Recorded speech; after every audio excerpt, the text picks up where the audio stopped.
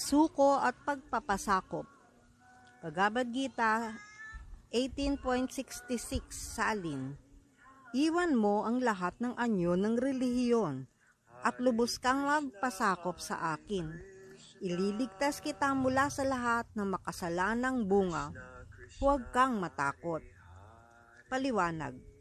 Inilarawan ng Panginoon ang iba't ibang uri ng kaalaman at proseso ng relihiyon. Ang kaalaman tungkol sa Brahman, tungkol sa Super Soul, Paramatma, kaalaman sa iba't ibang antas ng kalipunan at kaayusan sa buhay, kaalaman sa pagtalikod sa makamundong bagay, pagpipigil sa mga pagnanasa at isipan, meditasyon at iba pa. Sa napakaraming paraan, ipinaliwanag ng Panginoon ang iba't ibang anyo ng relihiyon. Ngayon bilang buod ng Bhagavad Gita, sinabi niya kay Arjuna na talikuran na ang lahat ng mga prosesong ito at ganap na magpasakop sa kanya. Ang ganitong uri ng pagpapasakop ay siyang magliligtas kay Arjuna mula sa lahat ng uri ng makasalanang bunga, sapagkat personal na ipinangako ng Panginoon na siya mismo ang magpoprotekta. Sa ikapitong kabanata, sinabi na tanging yaong mga napalaya na mula sa lahat ng makasalanang bunga ang makapagsisimulang sumamba kay Krishna. Kaya maaring isipin ng iba na hanggat hindi sila malinis sa kasalanan, hindi sila maaring mapasakop. Ngunit dito nililinaw na kahit hindi pa malaya sa mga kasalanan, basta't magpasakop lamang kay Krishna, automatikong mapapalaya ang isa. Walang kailangan na matinding pagsisikap upang malinis ang sarili. Sapat na ang tapat na pagsuko. Dapat tanggapin ng buong puso, walang pag-aalinlangan, na si Krishna ang tanging tagapagligtas ng lahat ng nilalang. Sa pananampalataya at pag-ibig, dapat tayong magpasakop sa Kanya.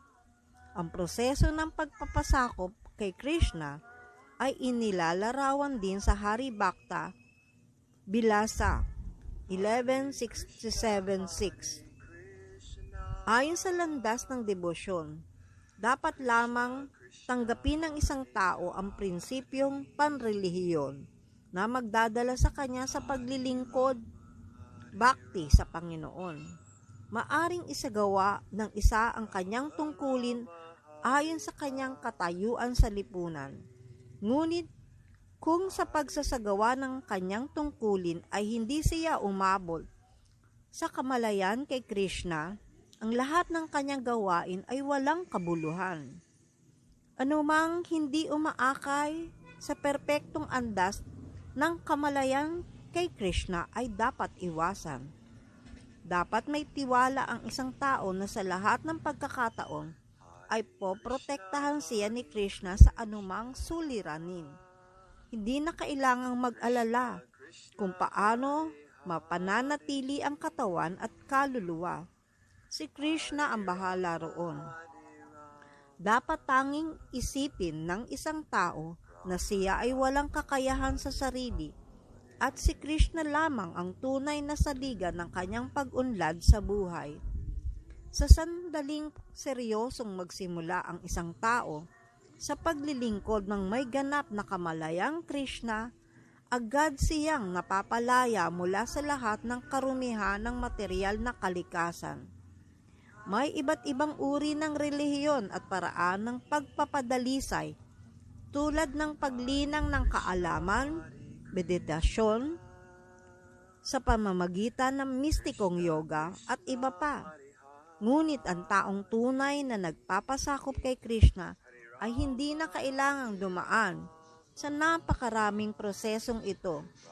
Ang simpleng pagsuko kay Krishna ay sapat na upang maiwasan mag-aksaya ng panahon. Sa ganitong paraan, mabilis makakamit ng isa ang kabuang pag-unlad at mapapalaya siya sa lahat ng makasalanang bunga. dapat tayong maakit sa kagandahan ni Krishna. Tinawag siyang Krishna dahil siya ang pinaka-kaakit-akit sa lahat.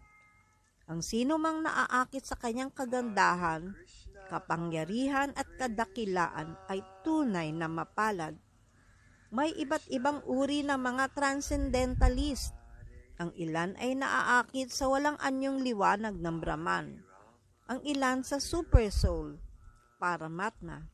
Ngunit ang taong naakit sa personal na anyo ng kataas-taasang persona ng Diyos at higit sa lahat, yoong naaakit kay Krishna mismo, ang pinaka-perpekto sa lahat ng transcendentalist. Sa madaling sabi, ang paglilingkod bhakti kay Krishna sa ganap na kamalayan ay ang pinakalihim at pinakamahalagang kaalaman. Ito ang buod ng buong Bhagavad Gita. Ang mga karma yoga, empirical philosophy,